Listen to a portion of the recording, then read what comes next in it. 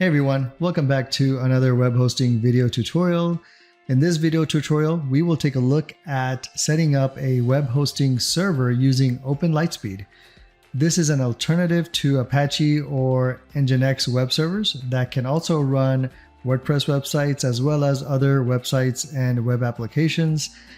It is supposed to help with performance with its built-in caching mechanism called Lightspeed Cache or LSCache, and also has a native plugin for WordPress.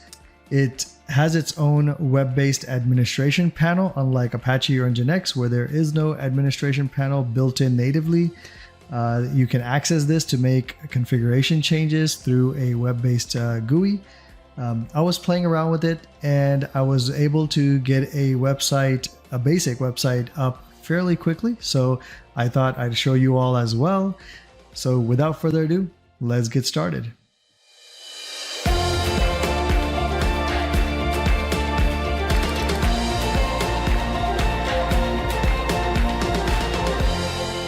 Alright, so let's get started. I'm logged into the Lightsail dashboard, and if you're using Lightsail for your hosting, then you'll be able to follow along. If you're using a different cloud provider, or if you're using EC2 instances from AWS, then just make sure you're creating a bare bones instance, a OS only instance, so you can follow along with the rest of the tutorial. I'm going to click on create instance. Then I'm selecting the Linux Unix as the platform. For the blueprint, I'm selecting OS only, and then the Ubuntu 20.04 version. This is the latest version as of this recording for Ubuntu. For the instance plan, I'm going to pick the 1 GB 1 virtual CPU spec plan. For development and obviously for the purpose of this tutorial, this is fine. But development instances should be 1 gig or 2 gig, especially with WordPress. And if you have a complex set of plugins that make up your WordPress site and your functionality, then you likely will need to consider one of these two instances. The site just may not be able to run on a low instance like this. For production, you obviously need to consider going higher depending on the nature of your website and the traffic that you expect. I do have a couple of videos on high availability load balance setup of WordPress on the Lightsail platform, so you may want to check those out if you're interested in those. Give your Lightsail resource a name and then create instance. Now, this may take a couple of minutes for Lightsail to provision an instance for me. On the domain side, for this tutorial, I'm planning to use a sample domain that I have, webhostingforbeginners.live or whfb.live. For this tutorial, I'm hosting the DNS management in Lightsail to just make it easier for me. If you have a different DNS management system, whether it's on your registrar's website or if you're using Route 53, we're going to be making some changes to the DNS as part of this tutorial, so you might have that open and handy. All right, so let's just wait for the instance to be available for us. All right, so the instance is up and running. First thing I'm going to do is create a static IP address for my server. Go over to the instance dashboard, networking, and then create a static IP address right there, and it's associated and attached to my instance. I'm going to go ahead and copy this because I'm going to need that in a minute. The next thing we'll do is go back into the instance dashboard, go back to networking, and I need to open up a couple of ports. So I'm going to create a rule for my first port, 7080. This is the port that the OpenLiteSpeed web administration panel runs on. So I'm going to create that. For an additional security measure, what you could also do is restrict the IP address that can connect to this port. So you can put your computer's IP address or your ISP's IP address here so that only you can connect to this, just a way to add an additional security measure. But I'll go ahead and create. And then the second port we need is HTTPS because we want to run our website on SSL, HTTPS. So we'll create that as well. Perfect. So now that I do have a static IP address, I'm going to go ahead and make the DNS entry for my domain, whfb.live. We'll add a record. And again, I'm in Lightsail. If you're using your own DNS management system, then you'll make the accompanying a record and add that service and just make an entry. By the way, this is only for new websites. If you have an existing live website that you're wanting to migrate over to this kind of a setup, then obviously you won't be wanting to move your domain right away. So you might have to make a little bit of different changes or go a different route for an existing website migration. I'm going to put @ for the root domain and then just select the IP address, and that's done. So we're all ready now to get started with the installation and setup of the OpenLiteSpeed stack. To do that, I'm going to need the SSH terminal. So I am opening up Bitvise SSH client. If you know, if you've seen some of my previous tutorials, you'll know that this is the client that I use, preferred client that I use. You can use any of the other ones. Putty is out there. Somebody mentioned in the comments, Smart TTY. There's lots of them out there, and you can use any of those. I prefer this one because it's easy to use.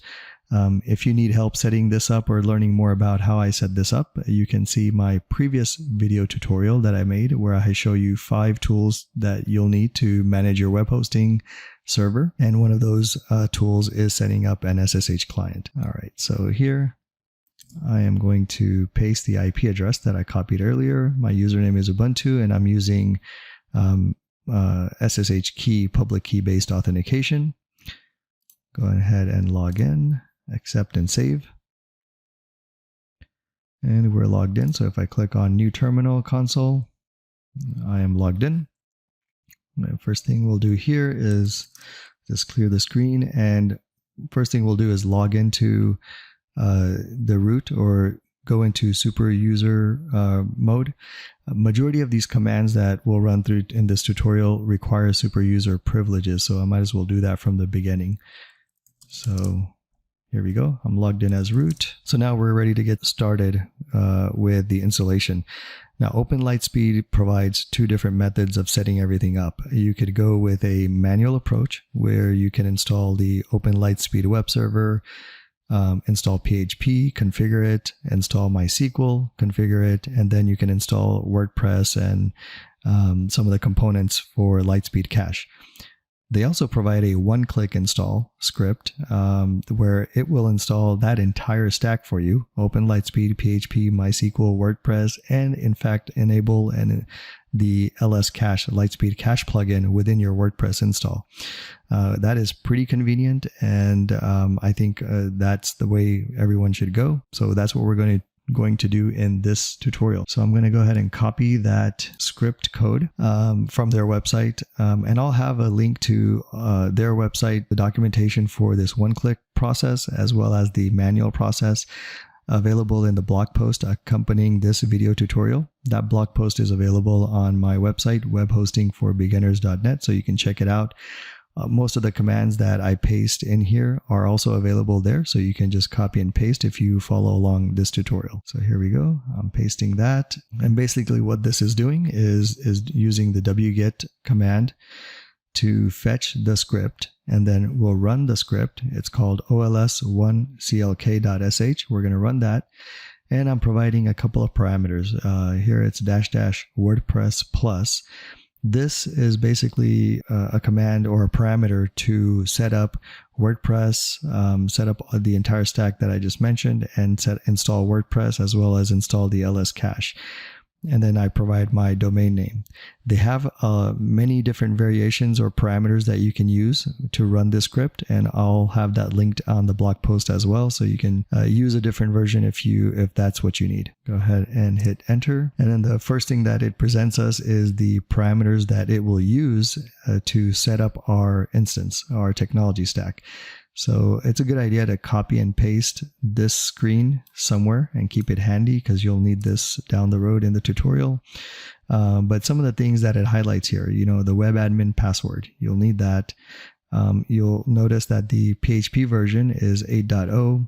It also will install WordPress, the domain that we provided it, Here's a MySQL root password. So you'll need that, the database name, username, and password. It's going to set up as well. And then the WordPress username and password. So you'll need all of this. Good idea to copy it.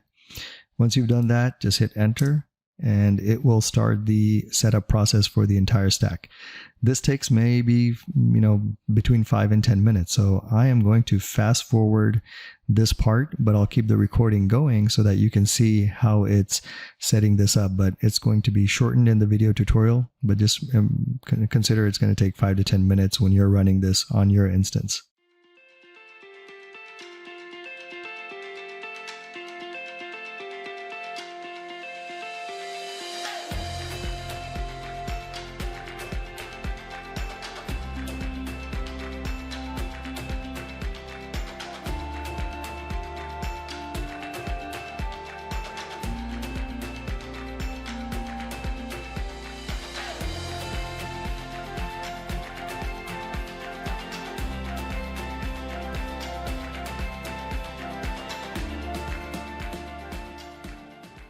Okay, so the installation of the entire stack is done. As you can see here, all the auto tests have completed successfully.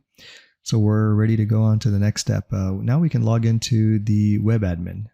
So if we open up a new browser tab, and you can either type in the IP address of your server, :7080, or in my case, I have my DNS for my domain pointed to this server as well. So I can just type in whfb.live7080, and that should take me to the administration panel. This is a self-signed certificate, so might as well just hit advance and then continue. And the username by default is admin, and then the password is from that information we should have copied.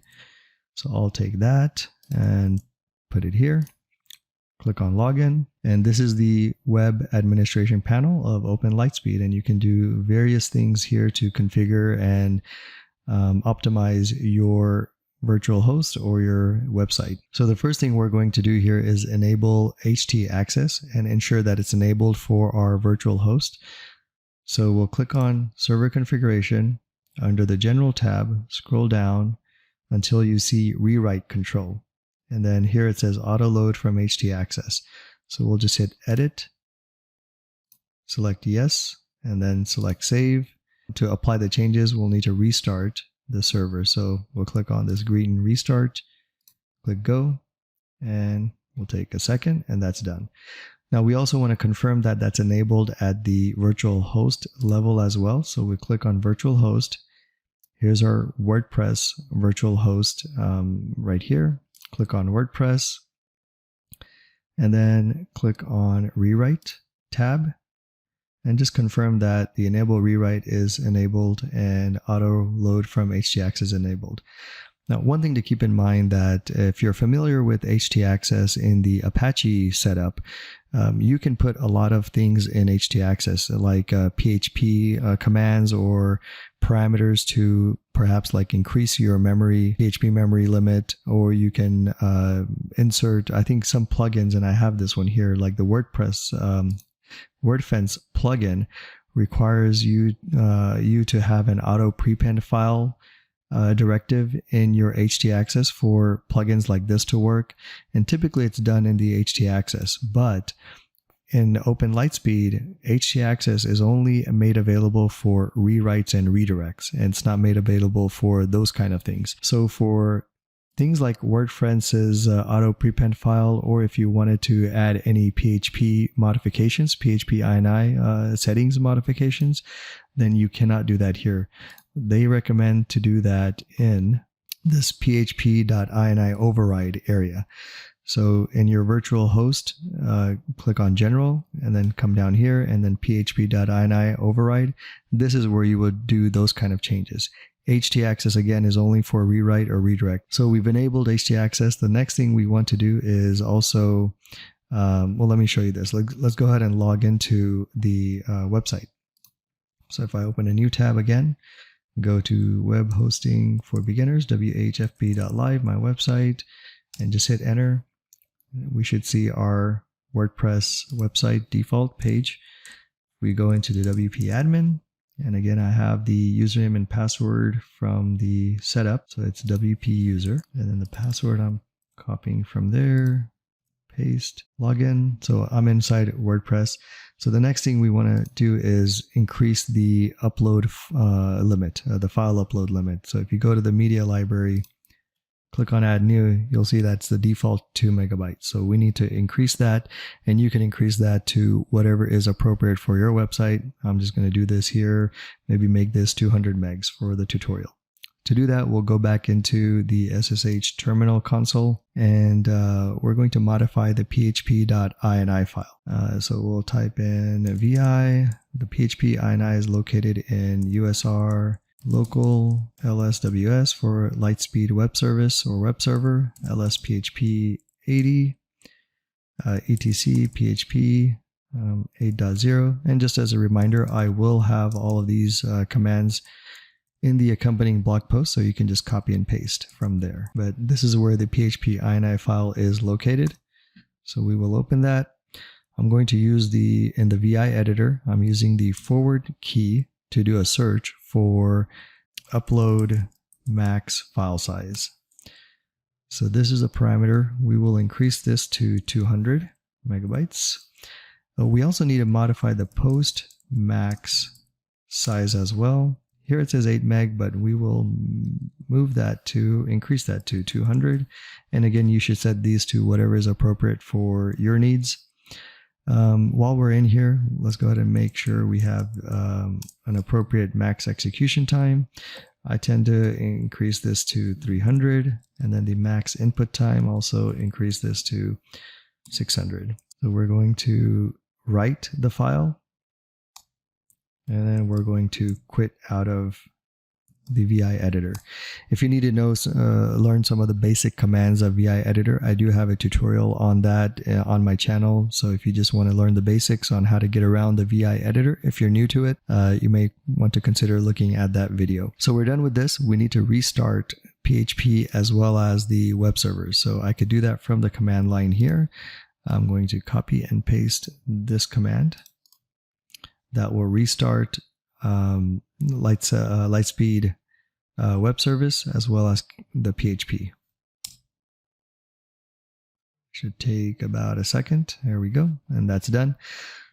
So just to verify those changes were successful, we'll go back into our WP admin, go back to the media library, and let's try to add a new one. And you'll see here now that it's set to 200 megabytes. So that was successful. Now, as I mentioned earlier, we're going to be setting up our website on HTTPS. So the next thing we need to do is set up a Let's Encrypt certificate using the Certbot utility. So let's go ahead and get that started. Going back into the terminal console, we're going to run the command apt-get update. The next we'll run apt-get install certbot. Excellent. All right, so that's done. So now we're going to run the Certbot utility to generate a certificate for our domain. So I am going to copy that command. I won't type it out, but I'll walk through it if I can. So here it's Certbot. We only need the cert. It's in a -- non-interactive mode. We will automatically agree to the terms of service. If you don't agree with that, take that piece out and you'll have to manually agree to it. Provided a email address, and then provide our web root, and that's located at USR local LSWS WordPress. That's where WordPress is installed.